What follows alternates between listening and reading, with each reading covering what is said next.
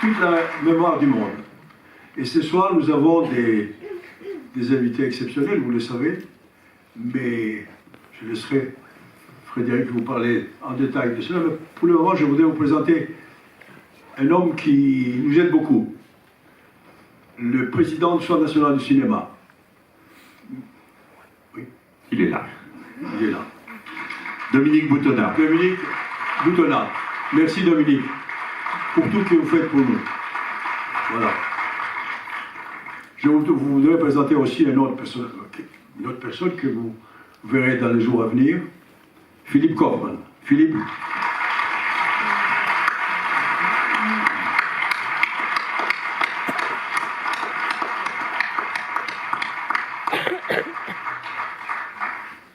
Votre tour. Merci beaucoup, Costa. Merci, Monsieur le Président. Merci à tous d'être là ce soir. C'est vrai que nous sommes particulièrement heureux d'avoir cette année, pour toute la mémoire du monde, une marraine qu'on va vous présenter dans quelques minutes. Elle s'appelle Isabella Rossellini et elle représente sûrement le cinéma ou une partie du cinéma à elle toute seule. Et puis un très grand cinéaste américain, Philippe Kaufman. Je pense que pour ma génération, mais pas seulement ma génération, il est monsieur l'étoffe des héros, comme on dit en français. En anglais, ça se dit The Right Stuff. Il a fait la première très grande odyssée spatiale, très grand film, avec Sam Shepard et tous les autres. Et nous avons à la Cinémathèque française beaucoup d'admiration pour lui. Donc c'est un très grand honneur, monsieur Kaufman, que vous ayez accepté notre invitation. Et nous allons montrer naturellement tous vos films. Merci infiniment à vous. Quelques remerciements. Donc Costa l'a dit, merci infiniment au CNC, notre tutelle, et à son président Dominique Boutonnat d'avoir été là ce soir. Évidemment au ministère de la Culture, aux grands mécènes de la Cinémathèque française, la Fondation Gann pour le cinéma, Vivendi et Pathé, aux amis de la Cinémathèque française, la Gaumont, Renault, et puis un nouvel arrivant et qui nous a beaucoup aidé pour ce festival. Et c'est une major américaine et il y a un lien très fort entre les grands studios américains et la Cinémathèque française. Donc nous accueillons nos amis de la Warner et nous sommes très heureux de les accueillir, d'autant plus que ça vous vaudra à vous, public, de très grandes rétrospectives Warner, et comme vous le savez, ce n'est pas le plus petit des studios américains. Les partenaires officiels du festival, Iventi, Kodak, Preston Cinema System, l'Hôtel Plaza Athénée, Ambassador et UGC, nos partenaires médias, Télérama, Trois Couleurs, France Culture, partenaires des ciné-concerts, la SACEM, l'aimable participation, vous en avez profité, des Champagne Piper Heidsieck, une fois de plus. Et puis, par exemple, pour les films d'Isabella Rossellini, la Cineteca Nazionale à Rome, qui nous a envoyé un certain nombre de copies 35 mm de films rares, ou devenus rares, comme Le Pré, par exemple, des frères Taviani, que nous allons montrer tout à l'heure, cet après-midi. Et puis, par Circus, Air France, qui nous a également aidés. Les rendez-vous, en deux mots. La masterclass d'Isabella Rossellini aura lieu samedi à 17h45. Elle sera animée par Pauline de Raymond, qui est aussi la programmatrice du festival. Donc samedi 7 mars, merci. Et la masterclass de Philippe Kaufman aura lieu le lendemain, dimanche 8 mars à 14h, avec un de ses premiers très beau film. Je pense que c'est l'un des préférés d'Olivier Assayas, par exemple, le vice-président de la Cinémathèque française. En anglais, il s'appelle Wanderers. Il s'appelle Les Seigneurs, en français. Film de 1978. Si vous ne l'avez pas vu, et je pense que beaucoup d'entre vous ne l'ont pas vu, ça sera aussi un événement. Ça mérite d'être revu quand même. Ça mérite d'être revu. Ah oui, Les Seigneurs, ça mérite d'être vu, absolument. Et puis, le film de David Lynch, que vous allez voir ce soir, Blue Velvet, va ressortir en salle. Je sais que tout le monde n'a pas pu rentrer ce soir, donc il va ressortir en salle grâce à nos amis de Capricci. Le 11 mars, il sera réédité en restauration 4K, comme vous allez le voir ce soir. Voilà, j'espère que je n'ai rien oublié, mais il me reste à dire peut-être l'essentiel, c'est que vous le savez, au mois de décembre, nous avons fait une intégrale Hitchcock. Et qui dit une intégrale Hitchcock dit le génie, vraiment le génie d'une comédienne, le génie d'une actrice. Cette actrice s'appelle Ingrid Bergman. Elle a joué peut-être dans les plus grands films Hitchcock des années 40, et en particulier un chef-d'œuvre absolu, peut-être l'un des très rares films parfaits de l'histoire du cinéma. En français, Monsieur Kaufman, ça s'appelle Les Enchaînés. On a le génie des titres. En anglais, ça s'appelle Notorious. C'est un film écrit par Ben Hecht pour Alfred Hitchcock, avec évidemment Cary Grant. Et ce que fait Ingrid Bergman dans ce film est digne de tous les éloges, mais surtout on se demande comment elle fait des choses pareilles. Et puis elle est partie en Italie. Et puis elle est tombée amoureuse d'un cinéaste italien qui représentait pour nous, Français, la modernité cinématographique italienne, et même sans doute plus que ça, la modernité cinématographique européenne. C'est-à-dire qu'au moment où l'Europe se relevait de ses cendres, il y a un cinéaste, il était quasiment le seul, on ne l'a pas fait en France, honnêtement, il était quasiment le seul à filmer ça, à filmer les ruines fumantes de l'Europe, et à filmer la gigantesque crise morale qui s'abattait sur l'Europe après 5 ans de guerre mondiale. Cet homme, il s'appelait Roberto Rossellini, et il y a eu une alliance, je ne sais même pas comment dire comme ça, on n'a jamais quasiment vu ça dans l'histoire du cinéma. Non, c'est une histoire d'amour, tout simplement. Une histoire d'amour. La plus grande star hollywoodienne de l'époque, l'actrice d'Alfred Hitchcock, est allée s'allier avec Roberto Rossellini pour raconter le continent européen et pour inventer un cinéma moderne qui n'existait pas encore. Et elle lui a dit, lui a écrit, je vais travailler avec vous. Et elle a ajouté, je connais 2 mots en italien. Voilà. Ti amo. Ciao. Voilà cette histoire. Alors, tout à l'heure, je plaisantais avec Isabella Rossellini, je lui disais, mais qu'est-ce qui pourrait se passer? Je ne sais pas, peut-être que Scarlett Johansson plaquerait tout pour venir tourner des films ici avec Abdelatif Kechiche. Bon, je provoque un peu, là, je rigole. Mais enfin, quelque chose comme ça, quelque chose d'insensé, et bien sûr qui n'est pas allé sans mal, parce qu'ils étaient tous les deux mariés. Elle a été interdite de séjour à Hollywood pendant quasiment 10 ans, Ingrid Bergman, pour ce courage-là, et pour venir faire avec Roberto Rossellini en Europe des films comme Stromboli, souvenez-vous, Ingrid Bergman et son volcan, Europe 51, qu'on a revu cet après-midi avec Isabella Rossellini, ou encore La Peur. Isabella Rossellini est l'héritière directe de cette histoire, de l'histoire du cinéma, d'Alfred Hitchcock, de Roberto Rossellini, d'Ingrid Bergman, et elle est aussi l'héritière lointaine, et évidemment ça nous touche beaucoup, de la Cinémathèque française. Parce qu'elle sait que son père, quand il était littéralement traîné dans la boue à la fin des années 40 à cause des films qu'il faisait avec sa mère, a trouvé refuge et asile ici, en France, chez Langlois, chez Henri Langlois, et il avait de grands défenseurs, c'était la Cinémathèque française et la critique française. Et au premier titre, ce qu'on appelait déjà les jeunes Turcs des cahiers du cinéma, qui ont reconnu Jean-Luc Godard, François Truffaut, Rivette et les autres, qui ont reconnu Roberto Rossellini comme le maître de leur temps, comme leur père spirituel. Et à l'époque, ils étaient rares à le dire, parce que des films comme Europe 51 se faisaient littéralement traîner dans la boue.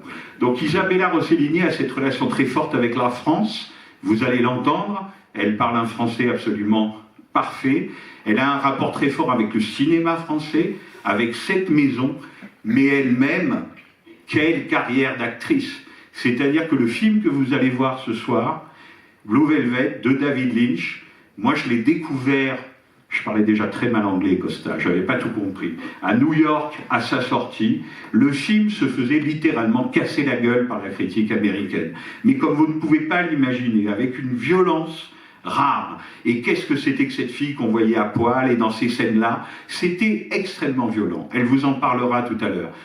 Et quand le film, au bout de quelques semaines, quelques mois, est arrivé en France, ceux qui le défendaient ont compris que c'était déjà un classique, qu'il avait une vocation à devenir un classique et que Blue Velvet allait devenir un grand film américain des années 80.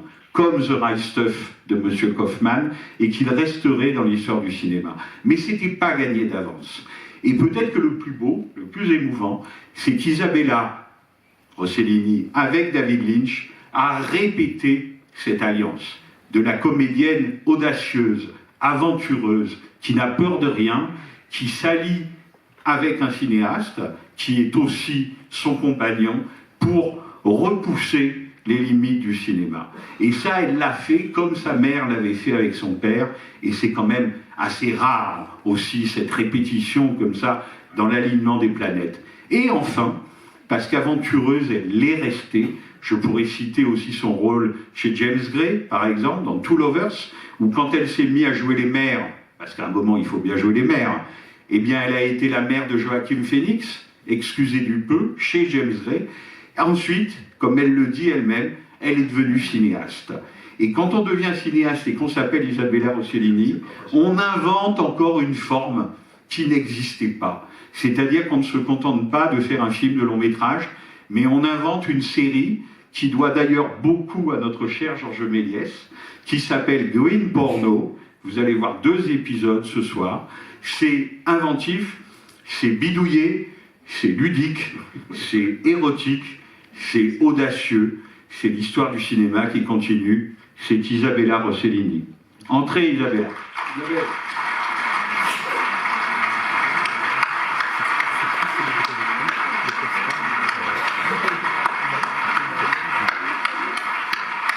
Oh, merci. Ah, c'est gentil, merci. Merci. Oh, merci beaucoup. Merci.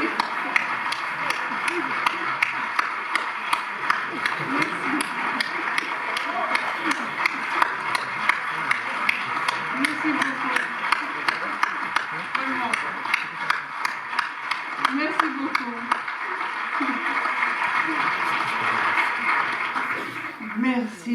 Merci d'être là. Merci de cet applaudissement si chaleureux. Merci.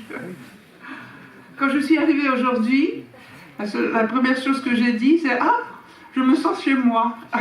J'ai grandi avec mon père, Henri Langlois, le début de la Cinémathèque, et que j'ai suivi pendant toute ma vie.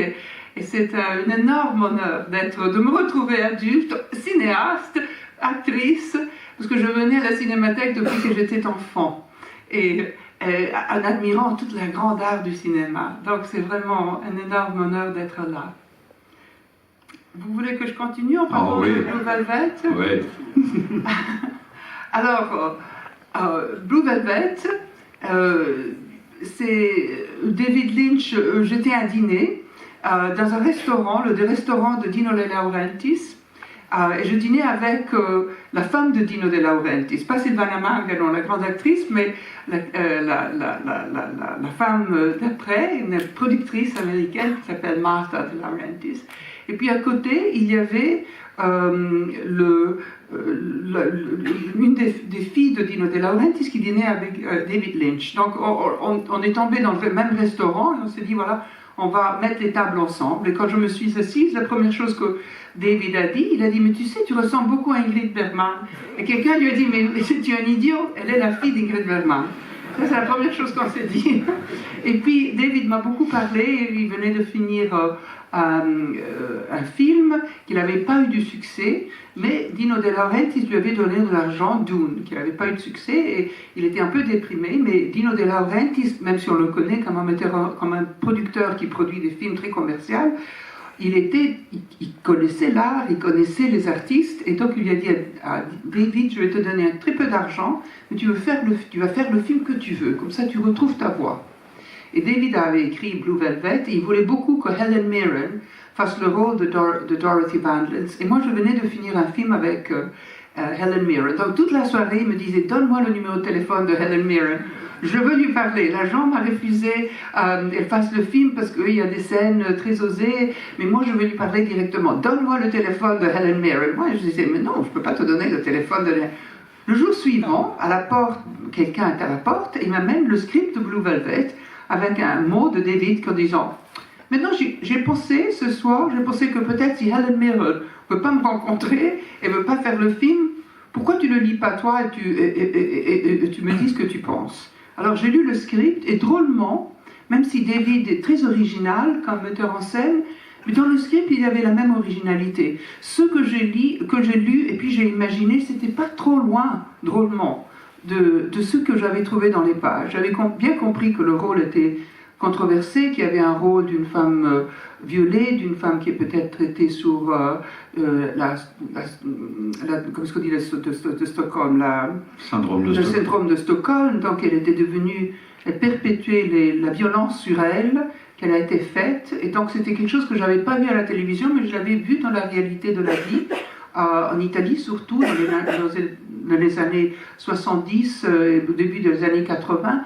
Il y avait le grand terrorisme, les brigades rouges, les événements, et j'avais vu ça, j'avais vu des gens, des amis qui avaient vécu ça, très dramatique, et quand j'avais lu le script, ils sont revenus à ma pensée.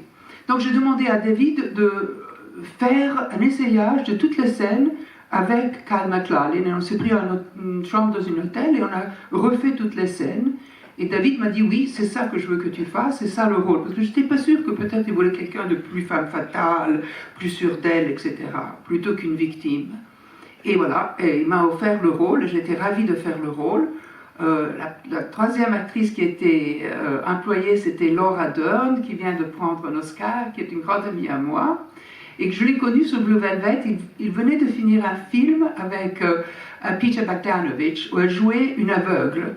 Elle a joué tellement bien que moi, fille d'Ingrid Bergman, quand je l'ai connue, je croyais qu'elle était aveugle. Donc quand elle demandait la main, je lui prenais la main, je lui disais, viens, il y a une marche, attention, il y a une marche. Et à un certain moment, elle m'a dit, mais je vois la marche. Je dis, tu vois la marche? Mais t'es pas aveugle? Je dis, non, j'ai joué une aveugle. Je dis, mais tu l'as fait tellement bien que je croyais que tu étais une actrice aveugle. Voilà, et depuis Blue Velvet, on est tous devenus très amis. Je viens de les voir d'ailleurs à Los Angeles. Je suis venue de Los Angeles à Paris. Et voilà, Blue Velvet, quand il est sorti, il a été pas bien reçu, comme vous avez dit, pas bien reçu du tout. Il y a eu un critique américain qui a dit, vous savez, en Amérique, les citoyens peuvent arrêter un autre citoyen s'il voit quelque chose un crime. Ça s'appelle Citizen Arrest. Et un critique américain, Rex Reed, je ne vais jamais oublier le nom, a écrit, je crois que Ingrid Bergman doit sortir de son tombeau, parce que ma mère était déjà morte, et donner un Citizen Arrest à sa fille. Ça, c'était le niveau de la critique. Élégant. Non, j'étais assez détruite. Mais puis peu à peu, le film a repris sa réputation. Je crois que la difficulté de comprendre le film au départ, c'était que même si dans la peinture, on avait accepté la peinture surréaliste, la peinture abstraite, on ne l'avait pas déjà vu dans le cinéma. Et David Lynch est un metteur en scène, pas d'une narrative compréhensible, parce que ça ne lui intéresse pas, mais il photographie les émotions, les atmosphères. Un jour, il m'a dit, tu sais, on rentre dans une chambre, et tout de suite dans une salle, et tout de suite, il y a une atmosphère. Et pourquoi il y a cette atmosphère? Tout de suite, on sait si on peut être rigolo, on peut être sérieux, si on peut être plus formel ou moins formel. Pourquoi? C'est ça qui m'intéresse. Ça ne m'intéresse pas l'histoire. Ça m'intéresse l'atmosphère. Et ça m'a beaucoup aidé à comprendre le cinéma de David Lynch et de travailler avec lui. La chose qui était plus difficile dans le film et qui est controversée, c'était le personnage que j'ai joué, Dorothy Valens, parce que s'il y avait des scènes de nu, vous allez voir. Et on n'y pense pas. Vous savez, quand on fait les films, on joue, on travaille avec les artistes, puis le film sort. Il y a le public. Et David m'a raconté qu'il voulait de cette scène, la scène que vous allez voir, qui est peut-être la plus choquante. Je marche dans la rue toute nue. Il m'a raconté cette histoire. Il m'a raconté que quand il était petit, il rentrait de l'école avec son frère et ils ont vu une femme nue marcher dans la rue. Et il ne s'est pas excité, il n'a pas trouvé sexy, il a commencé à pleurer et ils se sont échappés à la maison avec beaucoup de peur. Parce qu'il a dit, j'avais compris qu'il y avait quelque chose de terrifiant que c'était à passer. Et je voudrais saisir ce moment que j'ai toujours dans ma tête. Et quand il m'a raconté cette histoire, moi j'ai pensé à une photo d'un photographe de la guerre du Vietnam qui s'appelle Nick Hutt, et d'une petite fille qui sort d'une attaque à son village, une attaque à la bombe au Népal. Elle marche dans la rue comme ça, avec un geste comme si rien détruite, il n'y avait rien dans elle.